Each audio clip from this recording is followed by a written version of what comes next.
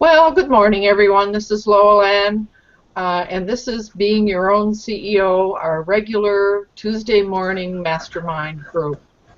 And I'm happy to have some folks in the green room with me this morning. And I think a good place to begin would be to have people introduce themselves. So I'll start on the left, my left. Ann, how would you like to introduce yourself? My name is Ann DeVertine. My company is Visionary Business Solutions. So I do bookkeeping for small businesses, and I have been doing that for many, many years. I've been a small business owner and a bookkeeper, but more than that, I can be an executive assistant, sort of your financial, sort of your CEO for a small business that can't afford to have, or sorry, not a CEO, a CFO for a small business that can't afford that. So I do all kinds of things like helping people organize their files, their systems, and their bookkeeping so they all work together, and you minimize the time on that stuff so you can do what you do best. Spend more time on that, less time on that kind of maintenance stuff. Right on. I can sure think of many reasons why that would be helpful. So welcome, Ann. I'm so happy that you joined us this morning. And Jay, how about you? Hi, my name is Jay, and my company is Magi Studios, and I help businesses just like yours get ranked on the internet. That's it. I can think of all kinds of good reasons to take advantage of that too, for sure.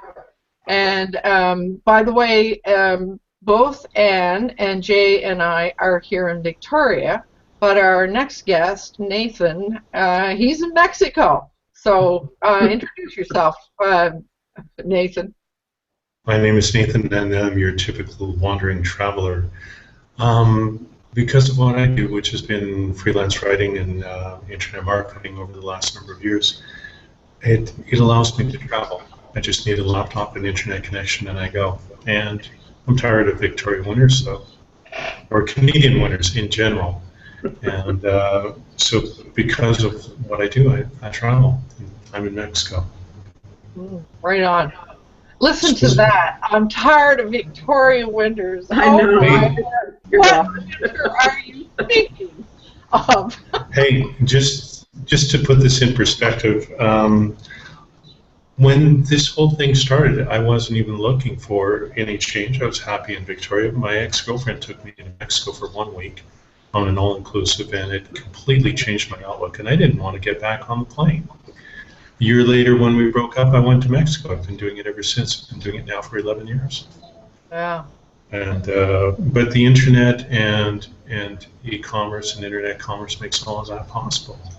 So I don't have to be in Victoria if I don't want to. Yeah, that's true. I was just teasing you though, because in my background, I spent 20 years in the Northwest Territories. For those others who are watching, the Northwest Territories of Canada's Arctic, where the complete antonym to Mexico. Yeah. Well, a complete antonym to Victoria as well. Mm-hmm. Yeah. So Victoria feels like the tropics for me. Yeah, well, absolutely. I'm actually, like, where I am right now is I'm smack in the middle of the desert, actually. I moved from where I was, which is in Bucerias, and I'm on the Baja now. I'm in La Paz. Nice. So if you don't know where that is, the major landmark down here would be Cabo San Lucas, which is 2.5 hours straight south of me by road. Uh-huh. Nice. Yeah. But you're saying that you're in the middle of the desert. I could never leave the ocean. Never. What I'm trying to tell you is that the Baja is largely desert, and I happen to be. If I walk out my front door and I turn left and I walk about 4 blocks, I'm at the ocean. You're at the ocean. Oh, good. Sea of Cortez, to be exact. Right. Well, okay. So thanks for everyone for introducing yourselves, and I just wanted to bring up the question that I raised, and that was, do you think that positive thinking is a good thing for business? And I might mention how this came about. One of our host colleagues, Paul Murray, recommended that I have a look at this actually on our LinkedIn page. And as I followed up on this, I thought, you know, that's a topic worthy of some examination. So that's where it came from. So hat tip to Paul Murray. And so somebody wrote an article or a book, I can't remember which now, and it was called Rethinking Positive Thinking. And so in the green room, we just kind of tossed that out a little bit. We didn't discuss it a whole lot. But what do you folks think about the impact of positive thinking on business? Anybody? Well, I personally think that, like, lately, within the last 10 years, this whole law of attraction vibe has been emanating, and you know, from what I gather in my experience, the premise of law of attraction is positive thinking, putting out positive vibrations, you know, and having that essentially bounce back to you, and good things happen to you.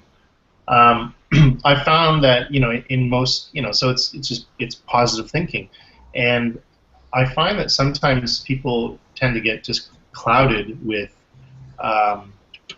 reality, right? They don't get a good sense of reality. Oh, if I just think positive, either the negative things will go away, or you know, positive things will go in front of that, you know, and you know, the reality of life is that unfortunately that just, you know, in most cases doesn't really happen. So I think it's interesting that you bring this up about pitfalls of positive thinking, and I think it's because one of the pitfalls is that people's mentality tends to get clouded a little bit, you know, and not thinking about other elements of positive thinking, you know, so like, or repercussions of what may happen, you know. It's like if there's something, you know, a reality that's could be perceived as negative that's behind you, and you're running down a hill of positive vibes, that you know, and it's a snowy hill, and if that pebble of negativity is slowly going to roll down and get bigger and bigger and bigger, and eventually it's going to be this massive thing that you're going to need to chip away at to get rid of. So, you know, that's what I think, is that it tends to maybe cloud people's judgment in terms of, you know, looking over their shoulder and making sure that they're, you know, they don't have horse blinders on, and just kind of think about this positive vibe. So the phrase that comes to mind as you were sort of talking about that was, and I think it's Lozier who phrased that, you get what you think about, whether it's positive or not. Mm-hmm. Yeah. Mm-hmm. But this whole idea that, you know, if you're thinking so positively that you can't see what reality is. I love that visual that you painted, like the stone rolling down, and yeah. I was thinking about snow, though, the stone gathering the snow as it rolled down. Yeah. Exactly. It's the same, you know, exact same thing. You know, you gotta look over your shoulder once in a while. Mm-hmm. You know. And what about you? I mean, in the green room, you did say that you thought that there was some tendency to not see reality.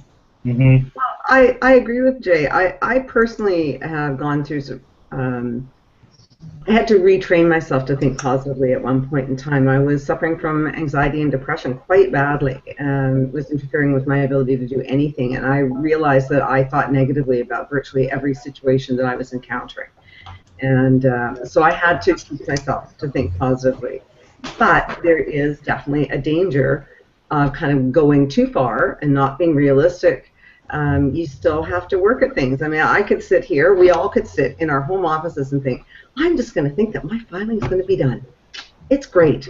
It's awesome. My filing is done. My filing takes care of itself. It's not going to. The papers are not going to fly into the folders. Yeah. But you can also say to yourself, I can get my filing done, right? I'm able to do this. Instead of coming in and thinking, oh my gosh, I'm overwhelmed. I'll never get through all this crap. Look at this junk on my desk. How am I ever going to get anything done? You know, right away you put yourself in a very difficult situation. You can be realistic and say to yourself, I can get this under control. I have the skills. I have the capability. You know, maybe I need to ask for some help, but I can do this. So I agree with Jay. Sometimes people start to think that all you have to do is think positively. Well, that's not true. You still have to work. Mm-hmm.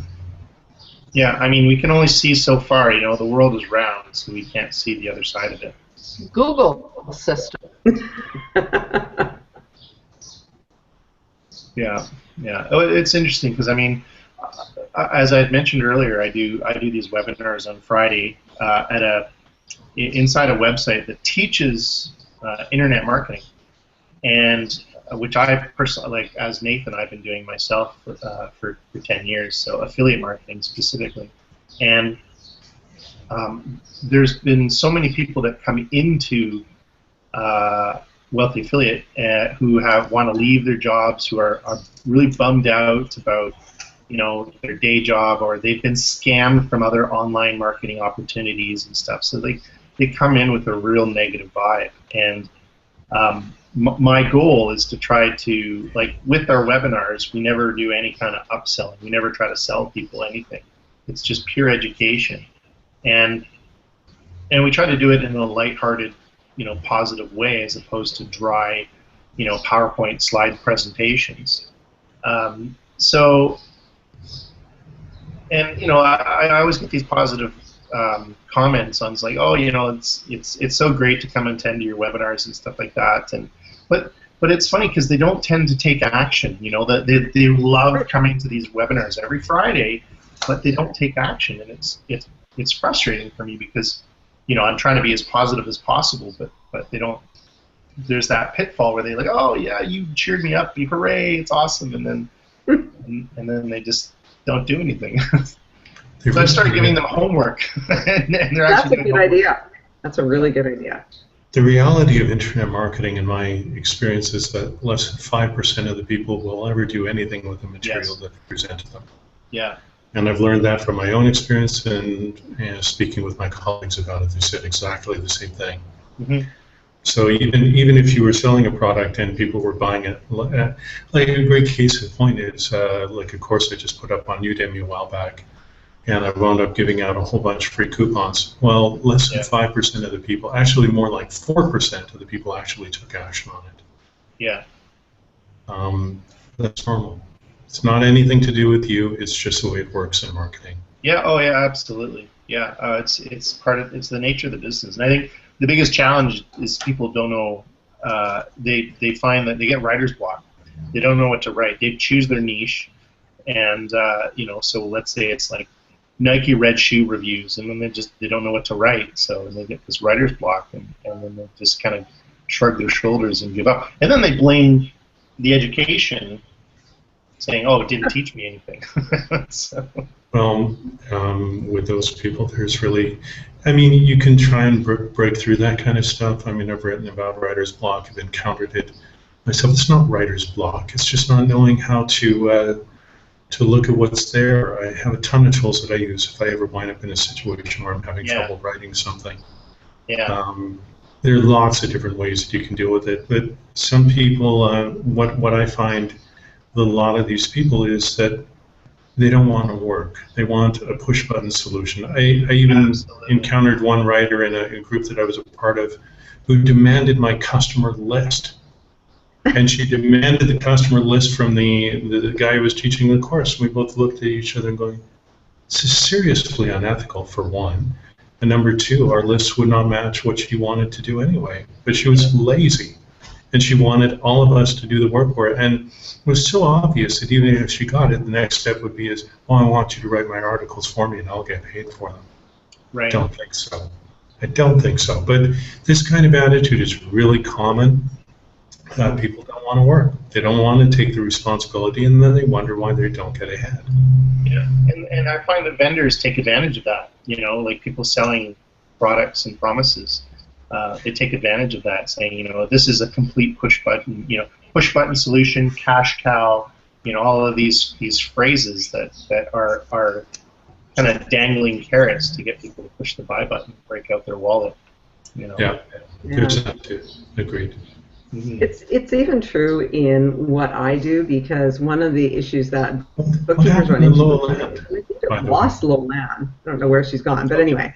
Oh, that's interesting. It's the first time I've ever seen her drop out. It must have been an emergency. Yeah, she's just gone. But in the bookkeeping situation, one of the things that's happened, and again, it's the internet, it's the World Wide Web, is that the two major producers of software solutions for bookkeeping for small business is Sage and Intuit. So they have QuickBooks and Simply Accounting is what they were known as. And they love to say, you